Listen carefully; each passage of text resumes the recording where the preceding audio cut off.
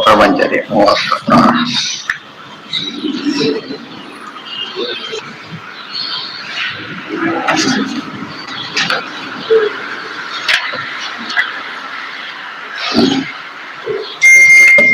ವೇದವ್ಯಾಸ ಗದ್ಯ. ಶುದ್ಧಾನಂದೋರು ಸಂವಿದ್ವಿಜ ಬಲಬಹುಲೌದಾರ್ಯ ವೀರ್ಯ ಸೌಂದರ್ಯ ಪ್ರಾಗಲ್ಭ ಸ್ವಾತಂತ್ರ್ಯಾದಿ ಅನಂತ ಪೂರ್ಣ ಗುಣಾತ್ಮಕ ವಿಗ್ರಹಾಯ. ಇಡೀ ಬ್ರಹ್ಮಸೂತ್ರದ ಅರ್ಥ ಬರಹ ಹಾಗೆ ವೇದವ್ಯಾಸದೇವರ ರೂಪ ಮತ್ತು ಅವರ ಬ್ರಹ್ಮಸೂತ್ರದ ತಾತ್ಪರ್ಯ ಎರಡು ಬರಹ ಸಂಗ್ರಹ ಮಾಡಿದ್ದಾರೆ. ಸರಿಯಾಗಿ ಬಂದ್ರೆ ಬಹಳಷ್ಟು ಇದು ಅರ್ಚನೆಗೂ ಬರುತ್ತೆ, ಅರ್ಚನೆ ಮಾಡಲಿಕ್ಕೂ ಉಪಯೋಗಿಸ್ಬೋದು. ಶ್ರೀ ಶುದ್ಧಾನಂದೋರು ಸಂವಿಧಿತ ಬಲಬಹುದಾರ್ಯ ಸೌಂದರ್ಯ ಪ್ರಾಗಲ್ಭ್ಯ ಸ್ವಾತಂತ್ರ್ಯ ಅನಂತ ಪೂರ್ಣ ಗುಣಾತ್ಮಕ ವಿಗ್ರಹಾಯ ಶ್ರೀ ವೇದವ್ಯಾಸಾಯ ನಮಃ ಅಂತ ಹಾಕಿದ್ರೆ ಪೂರ್ತಿಯಾಗಿ ಅರ್ಚನೆ ಬಹಳ ಅನುಕೂಲ ಆಗುತ್ತೆ. ಅನಂತ ತಾದೃಶ ಅನಂತ ರೂಪಾಯ ಪಾರತಂತ್ರ್ಯಾದಿ ಅಶೇಷ ದೋಷ ದೂರಾಯ ಅನಂತಾನಂತ ರೂಪೇಶು ಸ್ವಗತ ಅನಂತ ಗುಣ ಕ್ರಿಯಾರೂಪ ಭೇದ ವಿವರ್ಜಿತಾಯ. ಮೊದಲನೇದು ಅಲ್ಲೇನಿದೆ, ನಿರ್ದೋಷತ್ವ ಗುಣಪೂರ್ಣತ್ವ ಹೇಳಬೇಕು. ಅದಕ್ಕೆ ಶುದ್ಧ ಇದು ಇದ್ರದ್ದು ತತ್ವ ಪ್ರಕಾಶಕ ಮಾತು ಹಾಗೆ ಇಟ್ಕೊಂಡಿದ್ದಾರೆ. ಶುದ್ಧಾನಂದೋರು ಸಂವಿದ್ಯುತಿ ಬಲಬಹುಲೌದಾರ್ಯ ವೀರ್ಯ ಅದೆಲ್ಲ ಬಂದಿದೆ, ಎಲ್ಲ ಹಾಗೆ ಇಟ್ಟಿದ್ದಾರೆ. ಶುದ್ಧಾನಂದೋರು ಶುದ್ಧ ಆನಂದ ಉರು ಸಂವಿತ್ ದ್ಯುತಿ ಬಲ ಬಹುಲ ಔದಾರ್ಯ ವೀರ್ಯ ಸೌಂದರ್ಯ ಪ್ರಾಗಲ್ಭ್ಯ ಸ್ವಾತಂತ್ರ್ಯಾದಿ ಅನಂತ ಪೂರ್ಣ ಗುಣಾತ್ಮಕ ವಿಗ್ರಹಾಯ. ದೇವರ ಅನಂತಾನಂತ ಕಲ್ಯಾಣ ಗುಣ ಸ್ವರೂಪನಾದ ದೇಹ ಹೊಂದಿರುವವನು. ಎಂಥದ್ದದು ಆನಂದ ಅಂತ, ಶುದ್ಧಾನಂದ ಶುದ್ಧಾನಂದ ಅದ್ರ ಅಪ್ರಾಕೃತ, ಶುದ್ಧಾನಂದ ಅಪ್ರಾಕೃತ ಆನಂದ ಅಂತ. ಶುದ್ಧಾನಂದ ಮತ್ತೆ ಜೊತೆಗೆ ದೋಷ ಇಲ್ಲದೆ ಇರತಕ್ಕಂಥದ್ದು. ಮಹಾಲಕ್ಷ್ಮಿ ಆನಂದನ ಅಪ್ರಾಕೃತನೇ, ಅಸ್ವಾತಂತ್ರ್ಯ ಅಂತ ಸೇರ್ಕೊಂಡಿದೆ. ಇವ್ರಿಗೆ ಅದಿಲ್ಲ. ಆ ದೃಷ್ಟಿಯಿಂದ ಸ್ವತಂತ್ರ ಮುಂದೆ ಅದಕ್ಕೆ ಸ್ವತಂತ್ರ ಅಂತ ಹೇಳಿದ್ದ. ಶುದ್ಧ ಆನಂದ ಗುರು ಸಂವಿತ್, ಸಂವಿತ್ ಅಂದ್ರೆ ಜ್ಞಾನ, ಗುರು ಸಂವಿತ್ ಅಂದ್ರೆ ಶ್ರೇಷ್ಠವಾದ ಜ್ಞಾನ. ಆಮೇಲೆ ಅತಿಬಲ ಬಂದಿತ್ತಲ್ಲ ಛಾಂದೋಗ್ಯ ಅದರಲ್ಲಿ.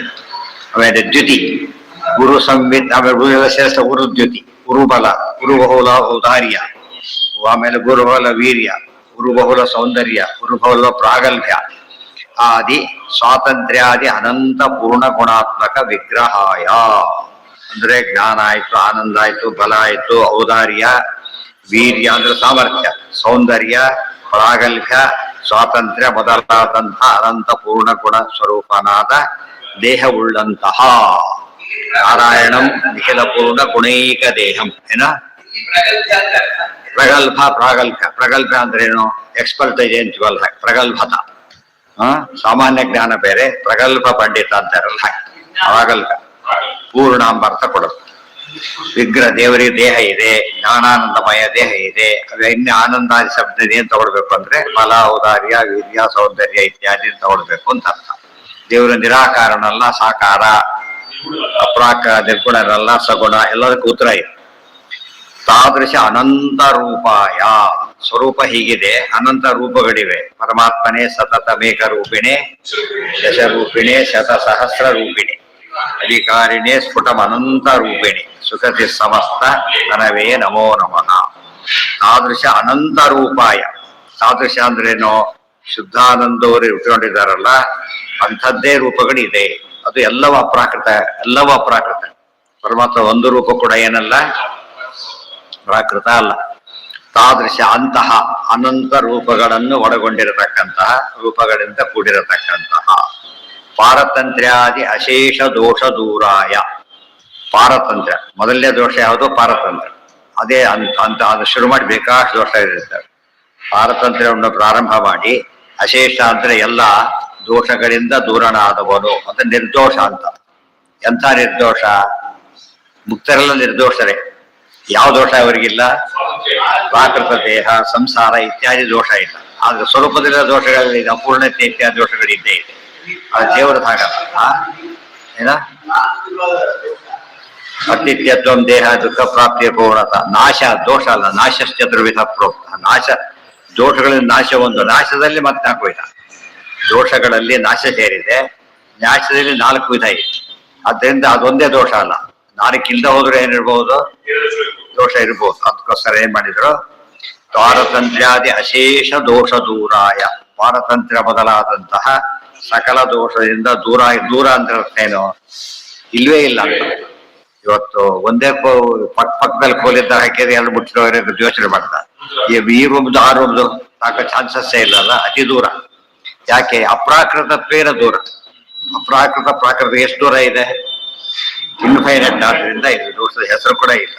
ಇದು ಸ್ವಲ್ಪ ದೂರ ಅಲ್ಲ. ಮತ್ತೆ ಇನ್ಫೈನೈಟ್ ಅಂತ ಹೇಳಿದ್ರೆ ಯಾವ ಕಾಲಕ್ಕೂ ಯಾವ ರೀತಿಯ ದೋಷವೂ ಎಷ್ಟು ಮಾತ್ರಕ್ಕೂ ದೇವರಲ್ಲಿ ಸರ್ವಥಾ ಇಲ್ಲವೇ ಇಲ್ಲ. ಅದರ್ಥ ಆಗಬೇಕು. ನಾವು ಸಾಮಾನ್ಯ ದೇವ್ರ ಬಗ್ಗೆ ಏನ್ ತಿಳ್ಕೊಂಡಿರ್ತೇವೆ? ನಾವು ಮಾಡಿದ ದೇವ್ರಿಗೆ ಗೊತ್ತಾಗ್ಲೇ ಇಲ್ಲ. ಮೊದಲ ಹೆಸರು ಅಜ್ಞಾನ. ದೇವರಿಗೆ ಎಷ್ಟು ಕಷ್ಟಪಟ್ಟ ಪೂಜೆ ಮಾಡಿ ದೇವ್ರಿಗೆ ಗೊತ್ತಾಗ್ಲಿಲ್ಲ, ಅಜ್ಞಾನ ಶುರುವಾಯಿತು. ದೇವ್ರು ಫಲ ಕೊಡ್ಲಿಲ್ಲ, ಅನ್ಯಾಯ ಮಾಡಿದ. ಅದು ಎಲ್ಲಾ ದೋಷನು ಹಾಕ್ಬಿಡ್ತೇವೆ. ಒಂದಲ್ಲ, ಮನುಷ್ಯ ಮೇಲೆ ಹಾಕ್ಬೋದು, ಎಲ್ಲಾ ದೋಷನು ಹಾಕ್ಬಿಡ್ತಾರೆ. ತಪ್ಪದು. ನಾ ಎಲ್ಲ ಮಾಡಿದ ದೇವ್ರು ನೋಡಿದ್ ಏನ್ ಕೊಟ್ಟರು ಕೂಡ ನಿರ್ದೋಷರಾದ್ರಿಂದ ನ್ಯಾಯವಾಗಿ ಕೊಟ್ಟಿದ್ದಾನೆ. ಏನ ಅದೇ ಹೇಳ್ತೇವೆ, ದೋಷ ದೂರ. ಮೊದಲು ಗುಣಪೂರ್ಣತ್ವ, ಎರಡನೇದು ಮೊದಲನೇ ಅಧ್ಯಾಯ, ಎರಡನೇ ಅಧ್ಯಾಯ ದೋಷ ದೂರತ್ವ. ಅನಂತಾನಂತ ರೂಪೇಶು ಸ್ವಗತ ಅನಂತಾನಂತ ಗುಣ ಕ್ರಿಯಾ ರೂಪ ಭೇದ ವಿವರ್ಜಿತಾಯ. ಅನಂತ ರೂಪಗಳಿವೆ ಪರಮಾತ್ಮನಲ್ಲಿ. ಅನಂತಾನಂತ ರೂಪಗಳಿವೆ. ಪ್ರತಿಯೊಂದು ರೂಪಕ್ಕೂ ಏನಿಲ್ಲ, ಸ್ವಗತ ಅನಂತ ಗುಣಕ್ರಿಯಾ ರೂಪ ಭೇದ ವಿವರ್ಜಿತಾಯ. ಗುಣಗಳಿಗೆ ಭೇದ ಇಲ್ಲ, ರೂಪಗಳಿಗೆ ಭೇದ ಇಲ್ಲ, ರೂಪಗಳಿಗೆ ಭೇದ ಇಲ್ಲ, ಗುಣರೂಪಗಳಿಗೆ ಭೇದ ಇಲ್ಲ, ಅವಯವಗಳಿಗೆ ಭೇದ ಇಲ್ಲ. ಯಾವ ಆಂಗಲ್ ನೋಡಿದ್ರೆ ಏನಿಲ್ಲ, ಏನ್ ಭೇದ ಯೋಚನೆ ಮಾಡಬಹುದು ನೀವು? ಯಾವ ಭೇದನೂ ಇಲ್ಲ. ಅಲ್ಲ, ತಾದೃಶ ಅನಂತ ರೂಪ ಆಯ್ತು. ಅಂತಹ ಅನಂತ ರೂಪಗಳು. ಶುದ್ಧವಾದ ಜ್ಞಾನಾನಂದಮಯವಾದ ದೇಹ ಇದೆಯಲ್ಲ, ಎಲ್ಲಾ ದೇಹಗಳು ಹಾಗೇನೆ. ಅಂತ ದೇಹ ಅನಂತ ಇದೆ. ಅವರಿಗೆ ಒಂದೂ ಇಲ್ಲ. ಸಾಮಾನ್ಯ ಬೇರೆಯವರಿಗೆ ಅಂಥದ್ದು ಅನಂತ ರೂಪ ಇದೆ. ಆ ಎಲ್ಲಾ ರೂಪಗಳಿಗೂ ಪರಸ್ಪರ ಏನಿಲ್ಲ, ಭೇದಾದಿಗಳಿಲ್ಲ. ಇಂದ್ರ, ವಾಲಿ, ಅರ್ಜುನ ಎಷ್ಟು ಡಿಫ್ರೆನ್ಸ್ ಇದೆ. ವಾಲಿ ರೂಪದ ದೋಷ ಬೇರೆ, ಅರ್ಜುನದ ಬೇರೆ. ವಾಲಿ ವಿರೋಧಿಯಾದ, ಅರ್ಜುನ ಭಕ್ತನಾದ. ವಾಲಿ ಭಕ್ತನಾಗಿದ್ರು ರಾವಣನ ಪಕ್ಷ ಸೇರ್ಕೊಂಡ್ಬಿಟ್ಟ, ಇಲ್ಲ ದುರ್ಯೋಧನ ಪಕ್ಷ ಸೇರ್ಲಿಲ್ಲ. ಎಷ್ಟೋ ಡಿಫ್ರೆನ್ಸ್ಗಳು ಇಬ್ರಿಗೂ ಕೂಡ. ಅದರಲ್ಲಿ ಒಂದು ರೂಪ ವ್ಯಕ್ತಿಯೊಬ್ಬನೇ ಅದೇನಾಯ್ತು ಅವತಾರ ಮಾಡಿದಾಗ ಎಷ್ಟೋ ವರ್ಷ ಬದಲಾಗೋಯ್ತು. ಇವರಿಗೆ ಅದು ಯಾವುದೂ ಇಲ್ಲ. ನಾವೇ ಎಲ್ಲಾ ರೀತಿ ಒಂದೇ ಮೂಡಲ್ಲಿ ಇರ್ತಾನ ಇಲ್ಲ. ಏನಾಗ ಮೂಡ್ ಚೇಂಜ್ ಆಗುತ್ತೆ. ದೇವರಿಗೆ ಅದು ಯಾವುದೂ ಇಲ್ಲ. ದೇವ್ರು ಒಳ್ಳೆ ಮೂಡಲ್ಲಿ ಇದ್ದ ಕೇಳಬೇಕು, ಅವೆಲ್ಲ ತಿಳ್ಕೊಳಕ್ ಹೋಗ್ಬಾರ್ದು.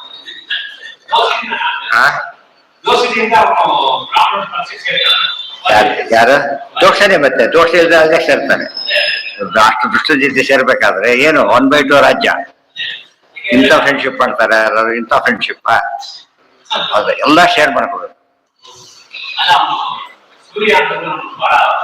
ಸೂರ್ಯ ಗ್ರಹಣ ಇಲ್ಲೇನು ಆತರ ಗ್ರಹಣ ಎಷ್ಟೇ ಇದ್ರು ಕೂಡ ದೇವ್ರ ಮುಂದೆ ಅದಕ್ಕೆ ಅನಂತ ಸೂರ್ಯ ಅಂತ ಕರೆದು ದೇವ್ರನ್ನ ಕರೆ, ಬರೀ ಸೂರ್ಯ ಅಂತ ಕರೀಲಿಲ್ಲ. ವಾಯುದೇವರೇ ಸೂರ್ಯನ ಮೀರಿಸ್ತಾರೆ ಅಂತ ಹೇಳಿದ ಮೇಲೆ ದೇವ್ರು ನಡ್ಬೇಕಾ? ಸ್ವನಿರ್ವಾಹಕ ಸ್ವಾಭಿನ್ನ ವಿಶೇಷ ಬಲ ತದ್ವ್ಯವಹಾರವಾಗಿದೆ. ಒಂದು ಪ್ರಶ್ನೆ ಬಂದು ಹಾಕಿದ್ರೆ ಮತ್ಸ್ಯ ಪೂರ್ವ ಅಂತ ಯಾಕೆ ಕರಿತೀರಿ? ಹಾಗಿದ್ರೆ ಅವತಾರ ಅಂತ ಯಾಕೆ ಕರಿತೀರಿ? ಮತ್ತೆ ಇಲ್ಲಿ ಬಲ ತೋರಿಸ್ತಾ, ಅಲ್ಲಿ ಜ್ಞಾನ ತೋರಿಸ್ತಾ ಅಂತ ಯಾಕೆ ಹೇಳ್ತೀರಿ? ಇಲ್ಲಿ ಧನುಸ್ ಉಪಯೋಗಿಸ್ತಾ ರಾಮದೇವರು, ಇಲ್ಲಿ ಚಕ್ರ ಉಪಯೋಗಿಸ್ತಾ. ಯಾಕೆ ಇವೆಲ್ಲ ವ್ಯತ್ಯಾಸಗಳು ಅಂದ್ರೆ ವಿಶೇಷ ಬಲದಿಂದ. ವಿಶೇಷ ಅನ್ನೋ ಪದ ಹೇಳದೆ ಹೋಗಿದ್ರೆ ಇಷ್ಟೊತ್ತು ಹೇಳಿದ್ದು ಏನಾಗ್ತಿತ್ತು? ಎಕ್ಸ್ಪ್ಲೇನ್ ಮಾಡಕ್ ಆಗ್ತದೆ. ವಿಶೇಷ ಅಂತ ಹೇಳಿ ಏನಿದೆ? ವಿಶೇಷ ಬಲ, ವಿಶೇಷ ಬಲದಿಂದಾಗಿ ತದ್ವತ್ವ ವ್ಯವಹಾರವಾಗಿ. ಆನಂದನೂ ಆನಂದಿ, ಎರಡೂ ದೇವರು ಆನಂದನಾಗಿ ಆನಂದಿನೂ ಆಗಿದ್ದಾನೆ. ಆದ್ರೆ ಏನಂತ ದೇವರ ಆನಂದ ಅಂತ ಕರೀತೇವೆ. ಯಾತಕ್ಕಿದು? ವಿಶೇಷ ಬಲದಿಂದ. ಆ ವಿಶೇಷಕ್ಕೆ ಇನ್ನೇನು ಬೇಕು ಅಂದ್ರೆ ಸ್ವನಿರ್ವಾಹಕ. ವಿಶೇಷದಕ್ಕೆ ಇನ್ನೊಂದು ವಿಶೇಷ, ಮತ್ತೊಂದು ವಿಶೇಷ. ಅವ್ರಿಗೇನಾಗತ್ತೆ? ಒಂದು ಸಮಯ, ಇನ್ನೊಂದು ಸಮಯ, ಮತ್ತೊಂದು ಸಮಯ ಅಂತ ಏನಾಗತ್ತೆ? ಅದು ಅನವಸ್ಥಾ ದೋಷ ಬರುತ್ತೆ. ಅದು ಬರೋದಿಲ್ಲ. ಸ್ವನಿರ್ವಾಹಕ ಅಭಿನ್ನ ವಿಶೇಷ ಬಲಾತ್ ತದ್ವತ್ ವ್ಯವಹಾರವಾಗಿನೇ. ಗುಣಗುಣಿ ಒಂದೇ ಆಗಿದ್ರು ಕೂಡ ಹೊಂದಿರುವವನು ಅಂತ ಯಾತ ಕರೀತಾರೆ? ವಿಶೇಷ ಬಲದಿಂದಾಗಿ. ವಿಶೇಷ ಬಲ ಅಲ್ಲ, ವಿಶೇಷದ ಬಲದಿಂದಾಗಿ ಕೊಡ್ತಾ ಇದೆ. ವಿಶೇಷ ಬಲ ಎಲ್ಲ ಕಡೆ ವಿಶೇಷ ಉಪಯೋಗ. ಹಾಲು ಬಿಳಿ ಇದೆ, ಆ ಬಿಳಿ ಬಣ್ಣಕ್ಕೂ ಹಾಲಿಗೆ ಏನು ಸಂಬಂಧ ಇದೆ? ಅಭೇದ ಇದೆ. ಆದ್ರೆ ನಾವೇನಂತ ಕರಿತೇವೆ? ಹಾಲು ಬಣ್ಣ, ಹಾಲಿನ ಬಣ್ಣ ಅಂತ ಕರೆಯೋದಕ್ಕೆ ಏನು ಅಂತ ಕರೆದಿರೋದು? ವಿಶೇಷ. ಅದು ಕರೆಯೋದಕ್ಕೆ ವಿಶೇಷ ಅಂತ. ವಿಶೇಷ ಬೇರೆ ಪದಾರ್ಥ ಅಲ್ಲ. ಅಭೇದೇ ಭೇದ ವ್ಯವಹಾರ. ಅಭೇದ ಇದ್ದ ಕೂಡ ಭೇದ ಅಂತ ಕರೀತೇವೆ ಅಲ್ಲ, ಅದಕ್ಕೇನಂತ ಕರೀತಾರೆ? ವಿಶೇಷ ಅಂತ ಕರೀತಾರೆ. ಇದು ಬೇರೆ ಯಾರು ಹೇಳಲಿಲ್ಲ ಅದನ್ನ. ಅದರಿಂದ ಅವ್ರು ಎಕ್ಸ್ಪ್ಲೇನ್ ಮಾಡಕ್ಕೆ ಬರೋದಿಲ್ಲ. ಏನಂತ ಉತ್ತರ ಕೊಡ್ಬೇಕಾಗಿದ್ರೆ ಉತ್ತರ ಕೊಡೋದು ಕಷ್ಟ. ಏಕಮೇವ ನಿರ್ಗುಣ ಬ್ರಹ್ಮನೇ ಎಕ್ಸ್ಪ್ಲೇನ್ ಮಾಡ್ಬೇಕು. ನಿರ್ಗುಣತ್ವ ಬ್ರಹ್ಮನಿಗೆ ಏನ್ ಸಂಬಂಧ ಉತ್ತರ ಕೊಡ್ಲಕ್ ಬರೋದಿಲ್ಲ. ಹೀಗಾಗಿ ನಮ್ದು ವಿಶೇಷ ಅಂತ ಒಪ್ಕೊಳ್ಳೋದು ಹೋಗಿದ್ರೆ ಎಲ್ಲಾ ಸಮಸ್ಯೆ ಆಗಿ ಓಡ್ಕೊಂಡ್ಬಿಡುತ್ತೆ. ಇವತ್ತು ನಮ್ಮಲ್ಲಿ ತೂಕ ಇದೆ, ಆದ್ರೆ ತೂಕ ಎಷ್ಟೊತ್ತು ತೂಕ ಇದೆ ಅಂತ ಎಷ್ಟೊತ್ತು ಗೊತ್ತಾಗ್ಬೇಕಾದ್ರೆ ಇದ್ಬೇಕು ವೇಯಿಂಗ್ ಮಿಷನ್ ಬೇಕು. ಯಾಕೆ ಗೊತ್ತಾ? ವಿಶೇಷ ಅದ್ರ ಜೊತೆ ಇದ್ರು ಕೂಡ ಒಂದಂಶ ಗೊತ್ತಾದ್ರೆ ಮತ್ತೊಂದು ಅಂಶ ಯಾತು ಗೊತ್ತಾಗ್ಲಿಲ್ಲ, ವಿಶೇಷ ಇದೆ. ಅರ್ಥ ಆಯ್ತಾ? ಅದು ತುಂಬಾ ಯೋಚನೆ ಮಾಡಬೇಕು, ಗಟ್ಟಿ ಮಾಡಬೇಕು ಮನಸ್ಸಿಗೆ. ಅದಾಯ್ತು ಅಂದ್ರೆ ಆಗ ಮಾತಾಡೋದು ಬಹಳ ಸುಲಭ ಆಗ್ತದೆ. ಆನಂದ ಅಚಿಂತ್ಯ ಶಕ್ತಿ ಸಂಪನ್ನಾಯ. ವಿಶೇಷ ಬೇರೆ, ಅಚಿಂತ್ಯ ಶಕ್ತಿ ಬೇರೆ. ವಿಶೇಷ ಎಂಬುದು ಎಲ್ಲರಲ್ಲೂ ಇದೆ, ಜಡ ಪದಾರ್ಥಲ್ಲೂ ಇದೆ. ಅಚಿಂತ್ಯ ಶಕ್ತಿ ಎಂಬುದು ಯಾರಲ್ಲಿದೆ? ದೊಡ್ಡವರೆಲ್ಲ ಇದೆ. ದೊಡ್ಡವರೆಲ್ಲ ನಮಗಿಂತ ಅಚಿಂತ್ಯ ಶಕ್ತಿನೇ. ಅದು ದೇವರೆಲ್ಲ ಅಬ್ಸಲ್ಯೂಟ್ ಅಚಿಂತ್ಯ. ಅವ್ರು ಯಾರಿಗೂ ಯೋಚನೆ ಮಾಡ್ಲಿಕ್ಕೆ ಸಾಧ್ಯ ಇಲ್ಲ. ಮಹಾಲಕ್ಷ್ಮಿಗೂ ತಿಳಿಲಾರ್ದಂತ ಅಚಿಂತ್ಯ ಅದ್ಭುತ ಶಕ್ತಿ ದೇವರಲ್ಲಿದೆ. ಅಚಿಂತ್ಯ ಸ್ವರೂಪಾಯ, ಅಚಿಂತ್ಯ ಶಕ್ತಿ ಸಂಪನ್ನಾಯ. ರಮ ಬ್ರಹ್ಮ ರುದ್ರ ಇಂದ್ರಾದಿ ಸಕಲ ಜೀವ ಜಡಾತ್ಮಕ ಪ್ರಪಂಚಾದಿ ಅತ್ಯಂತ ಭಿನ್ನ ಸ್ವರೂಪ, ಪ್ರಪಂಚಾತ್ ಅತ್ಯಂತ ಭಿನ್ನ ಸ್ವರೂಪಾಯ.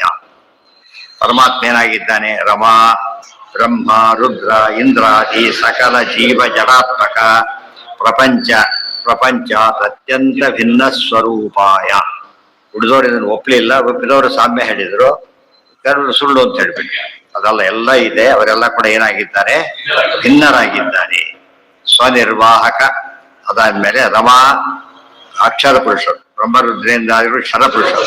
ಒಟ್ಟಾಗಿ ಜೀವ ಶಬ್ದ ಪುರುಷ ಅಂತ ಅರ್ಥ ಮಾಡ್ಬೇಕಿದೆ. ಬರೀ ಜೀವ ಅಂದ್ರೆ ರಮಾದೇವಿ ಜೀವ ಅಲ್ಲ, ಗೊತ್ತಾಯ್ತಾ? ರಮಾದಿ ಜೀವರಿಂದ ಅಂದ್ರೆ ರಮಾದಿ ಜೀವ ಹೇಗಾಗ್ತಾರೆ? ಹಾಗಾದ್ರೆ ಅದಕ್ಕೇನರ್ಥ ಇಲ್ಲಿ? ಚೇತನ ಅಂತ ಅಷ್ಟೇ ಅರ್ಥ, ಪುರುಷ ಅಂತ ಅರ್ಥ. ಅದರಲ್ಲಿ ಕ್ಷರಾಕ್ಷರ ಪುರುಷ ರೂಪವಾದಂತಹ ಇಡೀ ಜಗತ್ತೇನಿದೆ, ಪ್ರಪಂಚ ಅಂದ್ರೆ ಜಡಾತ್ಮಕ ಪ್ರಪಂಚಾತ್ ಒಂದು ಜೀವ, ಇನ್ನೊಂದು ಜಡ. ಆ ಜಡ ಅಂತಹ ಪ್ರಪಂಚದಿಂದ ಬರೀ ಭಿನ್ನಾಯ ಅಲ್ಲ, ಅತ್ಯಂತ ಭಿನ್ನ ಸ್ವರೂಪಾಯ. ಅತ್ಯಂತ ಭಿನ್ನ ಸ್ವರೂಪಾಯ, ಅತ್ಯಂತ ಭಿನ್ನ. ಮತ್ತು ಸ್ವರೂಪದಲ್ಲೇ ಇದೆ ಭೇದ. ಯಾವಲ್ಲ ಅದ್ವೈತ ಆಗಿದೆ, ಸ್ವರೂಪದಲ್ಲೇ ಭೇದ ಇದೆ. ವಾಲಿನ ಅರ್ಜುನ ಅನ್ನಬಾರದು, ಅರ್ಜುನನ ವಾಲಿ ಅಂತ ಕರೆಕೊಡು. ಯಾಕೆ? ಬೇರೆ ದೇಹ ಬೇರೆ, ದೇಹ ಬೇರೆ. ಆದ್ರಿಂದ ವ್ಯಕ್ತಿ ಒಬ್ಬರೇ ಆದ್ರೂ ದೇಹ ಬೇರೆ. ಆದ್ರೆ ದೇವರಲ್ಲಿ ಅದು ಯಾವ ವ್ಯತ್ಯಾಸನೂ ಇಲ್ಲ.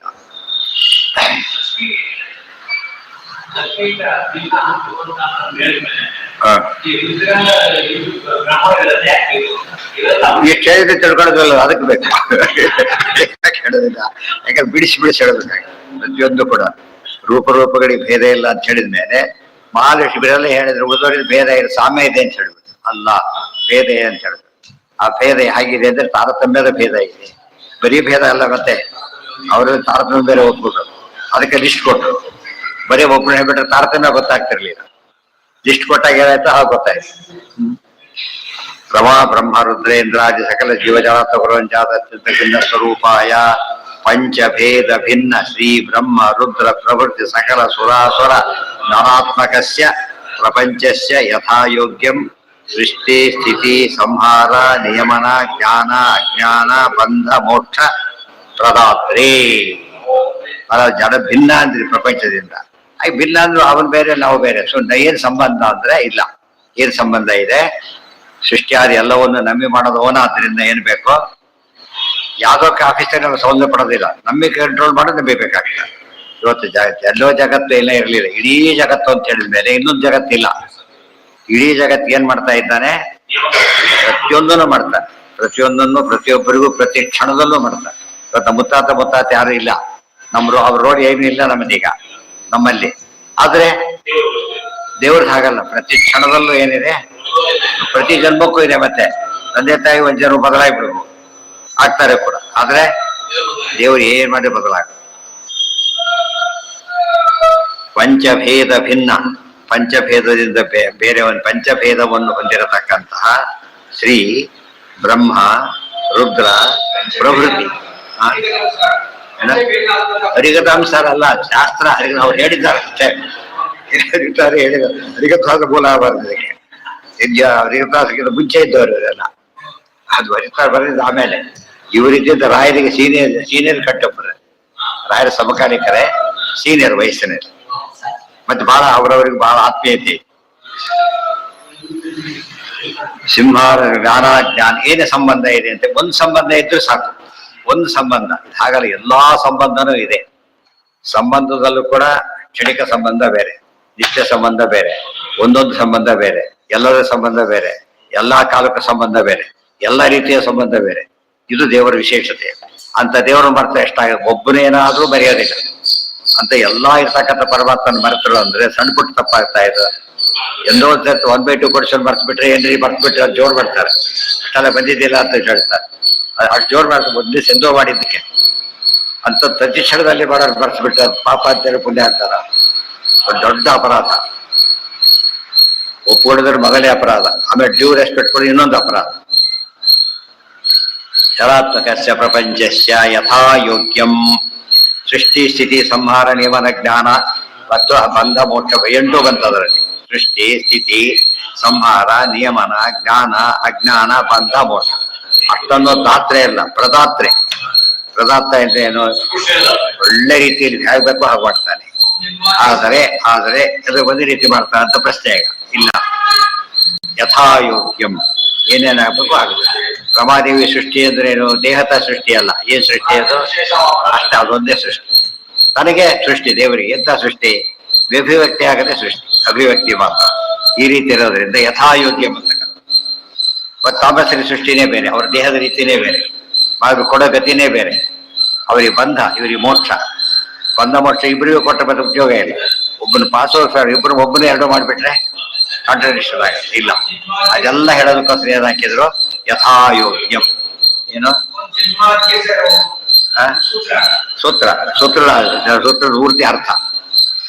ಋಗಾದಿ ಚತುರ್ವೇದ ಇದೇನಾಯ್ತು ಈಗ, ಇಲ್ಲಿಂದ ಬ್ರಹ್ಮ ಪರಮಾತ್ಮ ಬಗ್ಗೆ ಹೇಳಿದ್ರು. ಅದೇನ್ ಮಾಡ್ತಾನೆ ಜನ್ಮಾದ್ಯಸ ಹೇಳಿದ್ರು. ಹೇಗೆ ತಿಳ್ಕೋಬೇಕು, ಶಾಸ್ತ್ರಯೋನಿತ್ವ. ಶಾಸ್ತ್ರಯೋನಿತ್ವ ಯಾವ ಶಾಸ್ತ್ರಗಳು ಅಂದ್ರೆ ಋಗಾದಿ ಚತುರ್ವೇದ, ಮೂಲ ರಾಮಾಯಣ, ಬ್ರಹ್ಮಸೂತ್ರ, ಮಹಾಭಾರತ, ಪಂಚರಾತ್ರಾದಿ ಅಶೇಷ ಸದಾಗಮ ಪ್ರತಿಪಾದಿತ ಸ್ವರೂಪಾಯ. ಶಾಸ್ತ್ರಯೋನಿತ್ವ ಎಕ್ಸ್ಪ್ಯಾಂಡೆಡ್ ಫಾರಮ್. ಶಾಸ್ತ್ರಯೋನಿತ್ವ ಸಚ್ಛಾಸ್ತ್ರಯೋನಿತ್ವ. ಋಗಾದಿ ಸಚ್ಛಾಸ್ತ್ರ ಯೋನಿತ್ವ ಅದು ಎಕ್ಸ್ಪ್ಯಾಂಡ್ ಮಾಡ್ಬೇಕು. ಅದೇ ಎಲ್ಲ ಹೇಳ್ತಾರೆ ನೋಡಿ.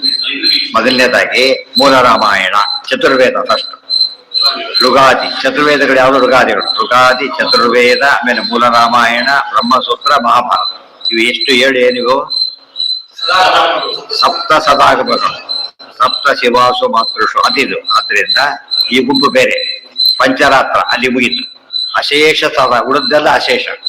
7 ಹೇಳೋದಕ್ಕೆ ಇನ್ನೊಂದು ಕಾರಣ ಏನು ಅಂತ ಕೇಳಿದ್ರೆ, ಇದ್ರಲ್ಲಿ ಹೇಳಿರೋದೆಲ್ಲ 100% ವ್ಯಾಲಿಡ್. ಉಳಿದ್ ಹಾಗಲ್ಲ, 7ಕ್ಕೆ ಅನುಕೂಲ ಇದ್ರೆ ಮಾತ್ರ ವ್ಯಾಲಿಡ್.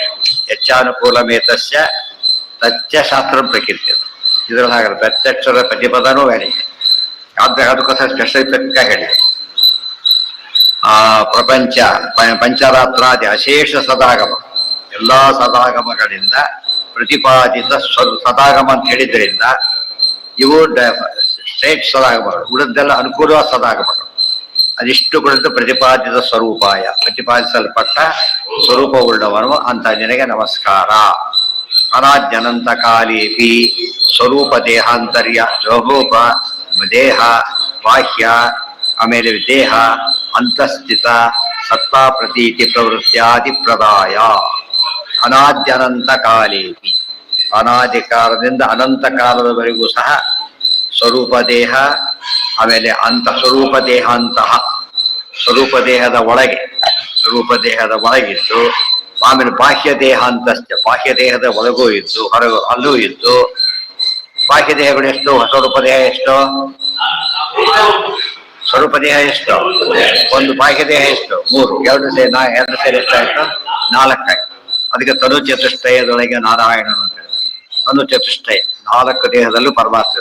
5 ದೇವರು 4 ದೇಹದಲ್ಲೂ ವಿಸರ್ಜಿಸ್ತಾರೆ. 4 ದೇಹದಲ್ಲೂ ಕೂಡ ಅದು ಭಾರಿ ವಿಶೇಷ.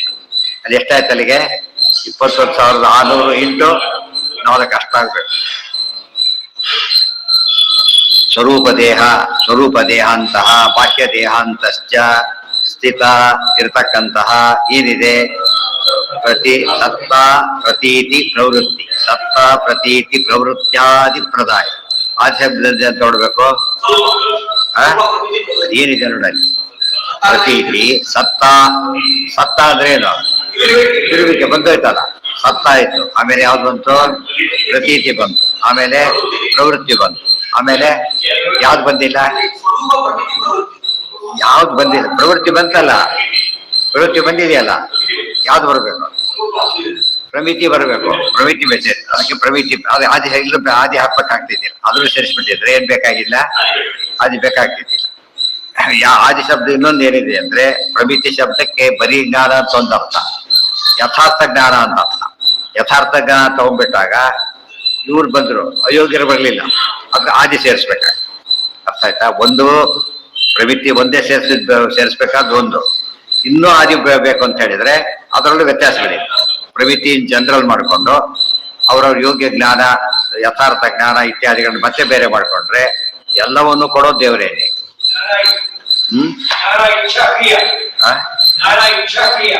ಎಲ್ಲ ಅದು ಇಚ್ಛಾಕ್ರಿಯೆ ಬರಲಿಲ್ಲ. ಇದು ಕೂಡ ಏನ್ ಬಂತಿದ್ರಲ್ಲಿ ಮೂರೇ: ಸ್ವರೂಪ, ಪ್ರಮಿತಿ, ಪ್ರವೃತ್ತಿ, ಆಮೇಲೆ ಸತ್ತಾಗಿರುವಿಕೆ, ಸ್ವರೂಪದಿರುವಿಕೆ ಅಷ್ಟೇ. ಉಳಿದೆಲ್ಲ ಸಬ್ ಡಿವಿಷನ್ಸ್. ಮೇನ್ ಡಿವಿಷನ್ ಇಷ್ಟೇ. ಪ್ರದಾಯ ಸರ್ವಸ್ವಾಮಿನೇ. ಸರ್ವಸ್ವಾಮಿನೇ, ಸರ್ವಸ್ವಾಮಿನಿಗೆ ಅರ್ಥ ಏನ್ ಮಾಡ್ಬೇಕು?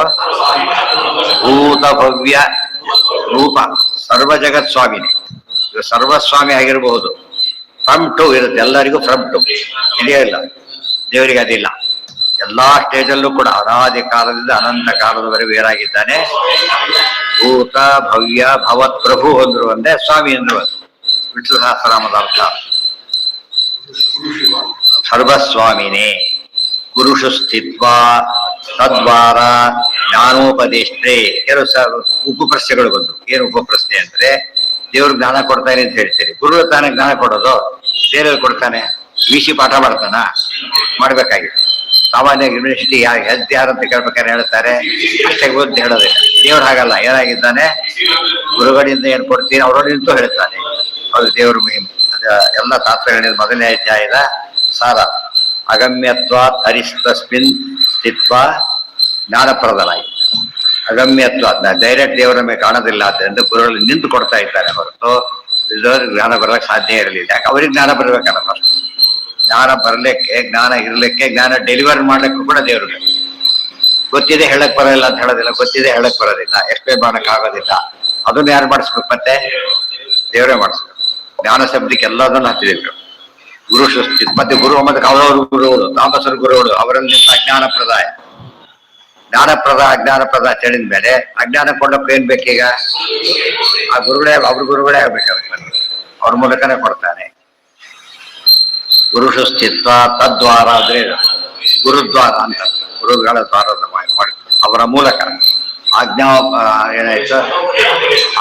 ಜ್ಞಾನೋಪದೇಶೇ. ಹಿಂದೆ ಇನ್ನೂ ವಾಕ್ಯ ಜ್ಞಾನೇಶ ಸರ್ವ ಗುರುಷು. ಹೌದು, ಕೊಡೋಣ, ಉಪದೇಶ ಮಾಡೋದು. ಉಪದೇಶ ಮಾಡೋ ಉಪದೇಶ ಉಪದೇಷ್ಟೃ ಶಬ್ದ. ಉಪದೇಷ್ಟ, ಉಪದೇಷ್ಟಾರ, ಉಪದೇಷ್ಟಾರ ಅರಿಕಂತೆ. ತದ್ವಾರ ಜ್ಞಾನೋಪದೇಷ್ಟೇ ಬಿಡಿಸ್ಕೊಂಡ್ಬಿಟ್ರೆ ಅಜ್ಞಾನೋಪದೇಷ್ಟೇ ಬಿಡಿಸ್ಬೋದು. ಹಾಗೆ ಅಯೋಗ್ಯರಿಗೆ, ಮಧ್ಯದವರಿಗೆ ಮಿಕ್ಸ್ ಮಾಡ. ಸಂಶಯ ಜ್ಞಾನ ಸಮಸ್ತ ವಸ್ತುಭ್ಯೋ ಅಧಿಷ್ಠ ಇದ್ದ ಮೇಲೆ ನಿರವಧಿಕ. ಈಗ ಭಕ್ತಿ ಬಗ್ಗೆ ಹೇಳ್ತಾರೆ. ಈಗ ಕೆಲವೆಲ್ಲ ಸುಧಾಕ್ ಹಾಗೆ ಇಟ್ಬಿಡ್ತಾರೆ. ಹೆಚ್ಚು ಕಡೆ ಎಲ್ಲ ಮೂಲ ಗ್ರಂಥಗಳು ಪದ ನೋಡೋದಕ್ಕೆ ಅವರು ಕಂಪೈಲ್ ಮಾಡಿ, ಕಂಪಿಲೇಷನ್ ಇವೆಲ್ಲ ಕೂಡ. ರಚನೆ ಅಂದ್ರೆ ಏನು? ಫಿಕ್ಷನ್ ತಾವೇ ಬರೀತಾರೆ, ಶಾಸ್ತ್ರ ತಾವು ಬರೆಯಾಗಿಲ್ಲ. ಏನ್ ಮಾಡ್ಬೇಕು? ಕಂಪೈಲ್ ಮಾಡ್ತಾ ಹೋಗ್ಬೇಕು ಅಷ್ಟೇ ಹೊರತು ಬೇರೆ. ನಾವು ಇನ್ವೆನ್ಷನ್ ಡಿಸ್ಕವರಿ ವ್ಯತ್ಯಾಸ ಇದೆಯಲ್ಲ ಹಾಗೆ. ಇನ್ವೆನ್ಷನ್ ಏನ್ ಮಾಡ್ತಾರೆ? ಹೊಸ ರುಚಿ ಕಂಡು ಇನ್ವೆನ್ಷನ್, ಹೊಸ ರುಚಿ ಇನ್ವೆನ್ಷನ್. ಅದು ಅಮೆರಿಕ ಕಂಡು ಹೊಸ ಅಮೆರಿಕ ಅಲ್ಲ, ಅದು ಇಟ್ಟಿದ್ದೆ ಡಿಸ್ಕವರಿ. ಶಾಸ್ತ್ರ ಯಾವಾಗಲೂ ಕೂಡ ಡಿಸ್ಕವರಿ ಕೊಟ್ಟಿದೆ ಬರ್ತಿ, ಯಾವ್ದು ಕೊಟ್ಟಿಲ್ಲ. ಈ ಕವಿಗಳೆಲ್ಲ ಇನ್ವೆನ್ಷನ್ ಮಾಡಕ್ ಕೊಟ್ಟವ್ರು. ಅನಂತ ವೇದೋಕ್ತ ನೋಡಿ ಹೇಗಿದೆ, ಇದು ನೆನಪಾಗತ್ತೆ ಯಾವುದು ಅಂತ ಹೇಳಿ. ನಿರವಧಿಕ ಅನಂತ ಅನಬದ್ಧ ಕಲ್ಯಾಣ ಗುಣತ್ವ ಜ್ಞಾನಪೂರ್ವಕ ಸ್ವಾತ್ಮಾತ್ಮೇಯ ಸಮಸ್ತ ವಸ್ತುಭ್ಯೋ ಅನೇಕ ಗುಣಾಧಿಕ ಅಂತರಾಯ ಸಹಸ್ರೇಣಾಪಿ ಅಪ್ರತಿಬದ್ಧ ನಿರಂತರ ಪ್ರೇಮ ಪ್ರವಾಹ ರೂಪ ಭಕ್ತಿ ವಿಷಯಾಯ. ಪರಮೇಶ್ವರ ಭಕ್ತಿಯ ನಾಮ ಬರೆದಿದ್ದಾರೆ, ಅದು ಕಡೆ ಹಾಕಿ ಜೋಡಿಸಿದ್ದಾರೆ. ಅದು ಒಳ್ಳೇದು. ಅದು ಕಾಪಿ ಅಂತ ಕರೆಯೋದಿಲ್ಲ ಅದನ್ನ. ಶಾಸ್ತ್ರ ಕಾಪಿ ಮಾಡಿದ್ರೆ ಶಾಸ್ತ್ರ, ಇದು ಶಾಸ್ತ್ರ ಅಲ್ಲ. ಇವತ್ತು ನೋಟಿನ ಎಲ್ಲರಿಗೂ ಒಂದೇ ರೀತಿ ಅಂತ ಕೇಳಿ ಮಾಡೋದಕ್ಕೆ ಇನ್ನು ಎಲ್ಲ ಒಂದೇ ರೀತಿ ಅಂತ ಕೇಳಿದ್ರೆ ಬೇರೆ ರೀತಿ ಇದ್ರೆ ಇನ್ವ್ಯಾಲಿಡ್ ಆಗ್ಬಿಡುತ್ತೆ ಆಮೇಲೆ. ಆ ಬ್ಯಾಚ್ದಲ್ಲ ಹಾಗೆ ಇರ್ಬೇಕು. ಹೌದೌದು. ಭಕ್ತಿ ಭಕ್ತಿ ಪಾದಕ್ಕೂ ವಿವರಣೆ ಬಂತಿಲ್ಲ. ಪ್ರೇಮ ಇದ್ದರೆ ಸಾಲದು ಹಾಗಿರ್ಬೇಕು. ಪ್ರೇಮ ಪ್ರವಾಹ ಪ್ರವಾಹ ಅಂತ ಯಾಕೆ ಹೇಳಿದ್ರು? ಡೀಲಿಂಕ್ ಆಗ್ಬಾರ್ದು. ಡೀಲಿಂಕ್ ಆಗ್ಬಾರ್ದು. ಯಾವ್ದೋ ಬಂತು ಡೀಲಿಂಕ್ ಆಗ್ಬೇಕು. ಸೂತಕಾರಿಗಳು ಬಂದ ಕಾಲಕ್ಕೂ ಭಕ್ತಿ ಇರ್ಬೇಕು. ಸೂತ್ರದಲ್ಲಿ ಭಕ್ತಿ ಮಾಡ್ಬೇಕಾಗಿಲ್ಲ, ಅದೇ ತಪ್ಪಾಗ. ಸೂಕ್ತದಲ್ಲಿ ಊಟ ಕೂಡ ಹೇಗಿದೆಯೋ ಭಕ್ತಿರೂ ಇದೆ, ಭಕ್ತಿರೂ ಇದೆ. ಅರ್ಥಾತ್ ಪೂಜೆ ಗೀಜೆ ಮಾಡಿ ತೋರಿಸ್ಬಾರ್ದು. ಭಕ್ತಿನ ಬೇರೆ ಪೂಜೆ ಮಾಡಿಯೇ ತೋರಿಸ್ಬೇಕು.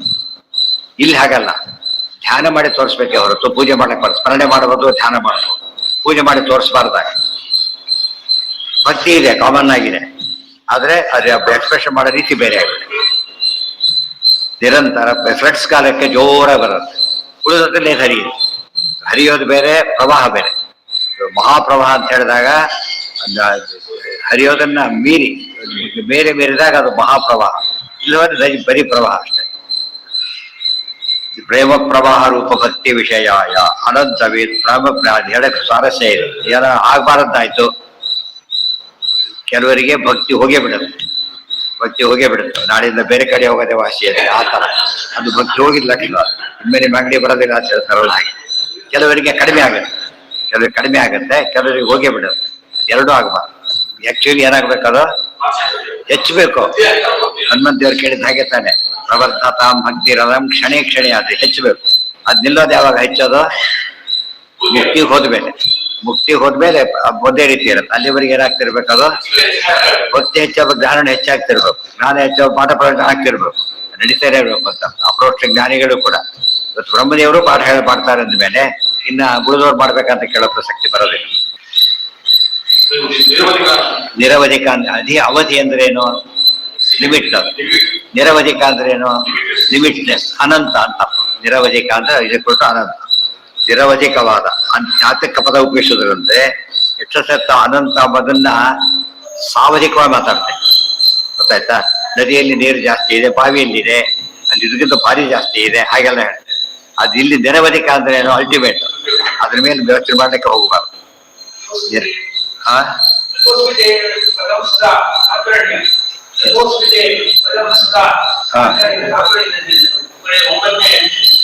ಯಾರು ಹೇಳಿದ್ರಲ್ಲ? ಯಾರು ಹೇಳಿದ್ದದ್ರ? ಹನುಮಂತ ದೇವರು ಹೇಳಿದ್ದು. ಬರೆದಿದ್ದವರು ಮಧ್ವ ರೂಪದಿಂದ ಹೇಳಿದ್ದ ಹಾಡು ಮತ್ತೆ ಈಗಲೂ ಹೇಳ್ತಾನೆ ಇರ್ತಾರೆ. ಅರ್ಥ ಆಯ್ತು. ಪ್ರತಿಯೊಂದು ಪದ ಅರ್ಥ ಮಾಡ್ಕೋಬೇಕು. ಮನೆಯಲ್ಲಿ ಓದಿಬಿಟ್ರೆ ನಮಃ ನಮಃ ಸೇರಿಸ್ಬಿಟ್ರೆ ವೇದವ್ಯಾಸ ಸ್ತೋತ್ರ ಪಕ್ಷಾಸ ಮಾಡಕ್ಕೆ. ಅನಂತ ವೇದೋಕ್ತ ತದನೋಕ್ತ ಭಾರತೋಕ್ತ ಪ್ರಕಾರೇಣ. ಅನಂತ ವೇದೋಕ್ತ ತದೋಕ್ತ ಭಾರತ. ಇದು ನಾಳೆ ಹೇಳ್ತೀನಿ. ನಾಳೆ ಭಾರತಕ್ಕೂ ಇದಕ್ಕೊಂದು ವ್ಯತ್ಯಾಸ ಇದೆ, ಗ್ರಂಥ ಶಾಸ್ತ್ರಗಳು ತಾರತಮ್ಯ ಇದೆ ಅಂತ ಹೇಳಿ. ನಾಳೆ ಇಲ್ಲಲ್ಲ, ನಾಡಿದ್ದು. ನಾಳೆ ಇದು ನಾಳೆ ಭಾನುವಾರ ಇಲ್ಲ, ನಾಡಿದ್ದು.